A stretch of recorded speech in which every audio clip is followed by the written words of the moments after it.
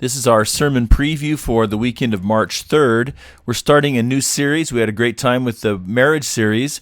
We're starting a new series about the miracles of Jesus. And let me give you just a quick overview of where we're headed with that series. We're going to look at the miracles of Jesus, not just from the point of view of how they demonstrate the power of God or the deity of Christ, but each of the miracles points us to Jesus as the answer to some of the deep heart issues of the human soul, some of the what I call existential issues that people struggle with in life.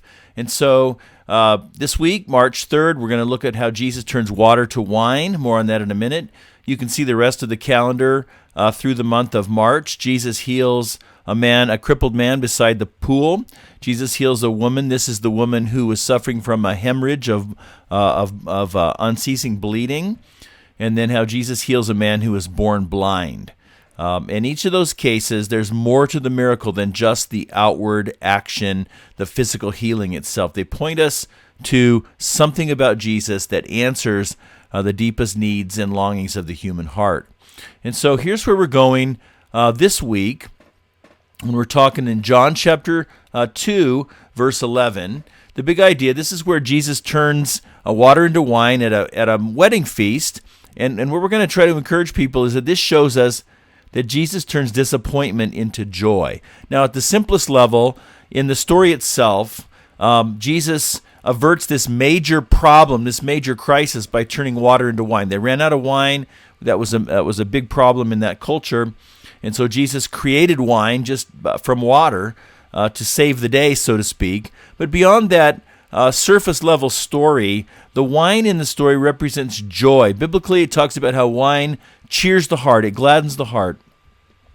And so for those who are disappointed by life, whatever that might be, Jesus is the source of our joy. We want to point people this weekend to find their joy in Jesus. Now, that includes so many different elements of life, but that also, it includes a spiritual disappointment that's based on empty religion. There's some symbolism in the story that shows the inadequacy of the way the Jewish people practiced the Old Testament religion. And so we're going to talk about some spiritual disappointment, but also the general disappointments in life. And we'll see at the end of the passage that this miracle evokes a response of faith, and that's the appropriate response that leads to the experience of joy in Christ. We're going to encourage people to put their faith in Jesus, to experience a life that changes from disappointment to joy. Now, if you think about how you might close the message, this whole series is very Christ-centered, and we want to keep the focus on Jesus above everything else. So let's stay focused on Him in the close. Now, we realize that not everybody in the room is going to be facing some kind of major disappointment in their life right now at this point, but many people are, or many people have recently, or there's something that they've dealt with that's kind of in the back of their minds.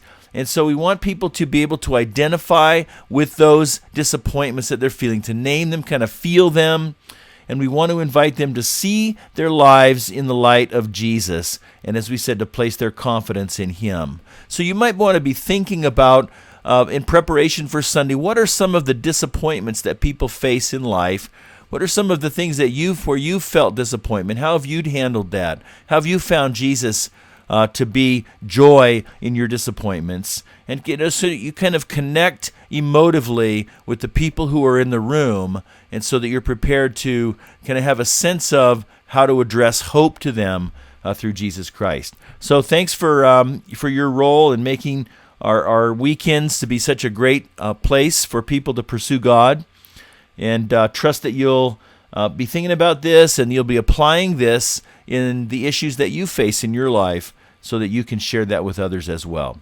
God bless you. Have a wonderful weekend. Thanks for being part of our team.